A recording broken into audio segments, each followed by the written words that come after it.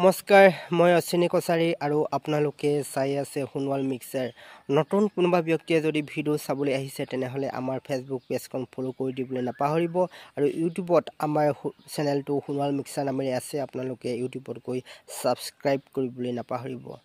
এটা Facebook post আৰু তেখেতৰ পোষ্টত দিয়া কমেন্টৰ ওপৰত ভিত্তি কৰি আজি এই ভিডিওটো বনাইছো এইকেইদিন সোণোৱাল সমাজত এখন পেজ খুবই জনপ্ৰিয় হৈছে পেজখনৰ নাম জুনমণি ব্লগছ ফুড ব্লগছ নামেৰে আছে যিগৰাকী ঘৰ হয়তো ডিব্ৰুগড়ত মোৰ হৈতে চিনাকি নাই মই ৰিসেন্টলি তেখেতৰ ভিডিও চাইছো আৰু সোণোৱাল সমাজত তেখেতৰ ভিডিও একদিন খুবেই চৰ্চাত আছে তেখেতে সোণোৱাল সকলৰ কথাৰে ভিডিও বনাই আপোনালোকে জানেই সোণোৱাল সকলৰ কথাৰে অসমত গানেই ৰচক বা কবিতাই ৰচক খুবেই জনপ্ৰিয় হয় আৰু তেখেতৰ ভিডিওত তেখেতে আমাৰ কথাৰে যেহেতু বনাই সেই কাৰণে তেখেত খুবেই চৰ্চাত আছে এইকেইদিন সকলোৱে তেখেতক আদৰি লৈছে তেখেতে কিছুদিন আগতে এটা ভিডিও বনাইছিলে যেটো ভিডিওত ধেমাজিৰ মাছ খোৱাৰ কোনোবা এজন ব্যক্তিয়ে কমেন্ট কৰিছিলে কমেন্টত লিখা আছিল যে সোণোৱাল সকলৰ জনজাতিৰ একো গুণ নাই বুলি আছে আৰু তেখেতে দুইজনৰ মাজত আসলতে জুনমণি ব্লগছৰ যি স্বত্বাধিকাৰী বাইদেউ আৰু সেই মানুহজনৰ লগত কথোপকথন হৈছে তেওঁলোকে তৰ্কাতৰ্কিত ভাগ লোৱা দেখা পোৱা গৈছে আৰু গোটেই সোণোৱাল সমাজে এই বিষয়ত মাত মাতিছে যে কিয় এনেকৈ কব সোণোৱাল সকলৰ একো গুণ নাই বুলি এতিয়া আমি কব বিচাৰো যে তেখেতে যেটো কমেন্ট কৰিছিলে সোণোৱাল সকলৰ জনজাতিৰ একো গুণ নাই এটো সম্পূৰ্ণ আসলতে অসত্য কথা সোণোৱাল সকলৰ প্ৰায়বিলাক গুণেই আছে অনুসূচিত জনজাতি হোৱাৰ আৰু সেই কাৰণে সোণোৱাল সকলে এসটি পাইছে আৰু যিবিলাক আসলে গুণ থাকিব লাগে সেইবিলাক গুণ আছিল কাৰণে আসলতে সোণোৱাল সকলে এসটি পাইছিলে আৰু এই সময়ত আসলতে তেখেতে এনেকৈ কব নালাগিছিলে সেই কাৰণে হয়তো সকলোৱে এই কমেন্টৰ বিপক্ষে মাত মাতিছে তেখেতক কিবা এটা কৰাৰ কথা সকলোৱে কৈছে কিন্তু ইয়াতে আমি প্ৰত্যেকজন সোণোৱালে ভাবিব লাগিব আসলতে বৰ্তমান ভবাৰ অৱকাশটো আহি পৰিছে আমাৰ সোণোৱাল সকলৰ এসটি হোৱাৰ যিবিলাক গুণ আছিলে বা যিখিনি গুণ থকাৰ কাৰণে আমি পাইছিলো সেই গুণবিলাক কিন্তু হেৰাই যোৱাৰ উপক্ৰম হৈছে এটো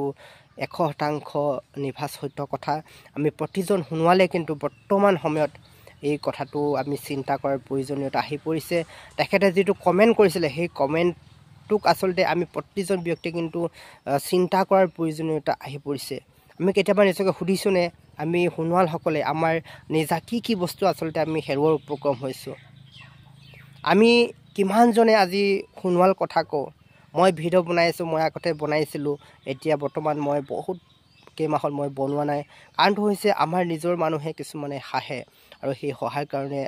আসলতে বহুতে আজি নিজৰ কথা কবলৈ বেয়া পায় বৰ্তমান সময়ৰ যি প্ৰেক্ষাপট যি অন্য ভাষাৰ আগ্ৰাসন ইংৰাজী পৰা ধৰি হিন্দী পৰা ধৰি এনেকুৱা প্ৰেক্ষাপটতো এনেকুৱা অন্য ভাষাৰ আগ্ৰাসনৰ ফলত নিজকে আজি যেটো সমাজ ব্যৱস্থা সেই সমাজ ব্যৱস্থাত খাপ খোৱাবৰ কাৰণে আজি বহুতে নিজৰ যি কথা বা নিজৰ ভাষা আসলতে নকুৱা হৈছে হেতু চিয়ন্তৰ সত্য কথা কেৱল সোণোৱাল সকলৰ বুলি নহয় অন্য জনগোষ্ঠীৰ ক্ষেত্ৰতো আমি এই ধাৰাটো আসলতে দেখিছো আজি বহুত জনগোষ্ঠীয়ে নিজৰ ভাষা কবলৈ এৰি দিছে আমি কিমান জনে আসলতে আজি নিজৰ কথা কও এটা বহুতে কয় আমাৰ নিজৰ ভাষা নাই আছে কিন্তু আমি কবলৈ আজিকালি এৰিছো বা আনে হাহে কাৰণে আমি কবলৈ এৰিছো নিজৰ মানুহে হাহে কাৰণে এৰিছো ফুবদাং মাৰি কথা নকং উপয়পয় কথা তহক নিঙাইছি এনেকুৱা ধৰণৰ কথাবিলাক হয়তো কলে অনা সোণোৱাল সকলে বুজি নাপায় এইবিলাকে হৈছে আমাৰ সোণোৱাল সকলৰ ভাষা বা কথা মহৈ তহক পাওপাং বহুতে হয়তো এইবিলাক কথা কলে বুজি নাপাব আমাৰ ভাষাবিলাক এনেকুৱা কিন্তু আমি কবলৈ এৰিছো আনে হাহে কাৰণে কবলৈ এৰিছো গতিকে আজিৰ প্ৰেক্ষাপটত আমি বহুত কথা চিন্তা কৰাৰ প্ৰয়োজনীয়তা আহি পৰিছে নিজে আমি কিমান ধৰিবলৈ আসলতে ধৰিব পাৰিছো আমি কিমান এৰি দিছো এইবিলাক কথা আলোচনা কৰাৰ প্ৰয়োজনীয়তা আহি পৰিছে আমাৰ যি ধৰ্মীয় বিশ্বাস আমি ধৰ্মীয় বিশ্বাসক আমি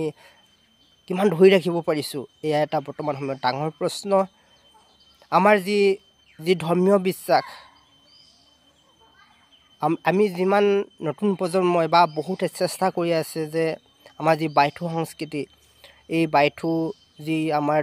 মূল ধৰ্ম আচলতে বাইথু ধৰ্ম, ইয়াক জীয়াই ৰখাৰ যিটো চেষ্টা বহুতে হয়তো কৰিছে, কিন্তু কৰিব পৰা নাই। কিয় কৰিব পৰা নাই? আমাৰ যি মূল ধৰ্মীয় বিশ্বাস, সেই ধৰ্মীয় বিশ্বাসক কিয় আমি আমাৰ মাজত সম্প্ৰসাৰণ কৰিব পৰা নাই? এইবিলাক ডাঙৰ প্ৰশ্ন বৰ্তমান সময়ত। সোণোৱালসকল যি অনুসূচিত জনজাতি মৰ্যাদা পাবৰ কাৰণে পূৰ্বতে এনে কিছুমান গুণ থকাৰ কাৰণেহে সোণোৱালসকলে পাইছিলে, কিন্তু বৰ্তমান সময়ত আমি আমাৰ যিবিলাক গুণ প্ৰয়োজন আছিল, সেই গুণবিলাক হেৰাই যোৱাৰ উপক্ৰম হৈছে, অৰ্থাৎ আমি নিজেই হেৰাই পেলাইছোঁ নিচিনা অনুভৱ হয়। আৰু সেইকাৰণে ভৱিষ্যতে আমি সোণোৱালসকল অনুসূচিত জনজাতি হৈ থাকিম নে নাথাকিম, এনেকুৱা ধৰণৰ প্ৰশ্নও বহুতে উত্থাপন কৰা দেখা পোৱা যায়। গতিকে এইবিলাক প্ৰশ্ন আচলতে নিজে কৰা উচিত বৰ্তমান সময়ত।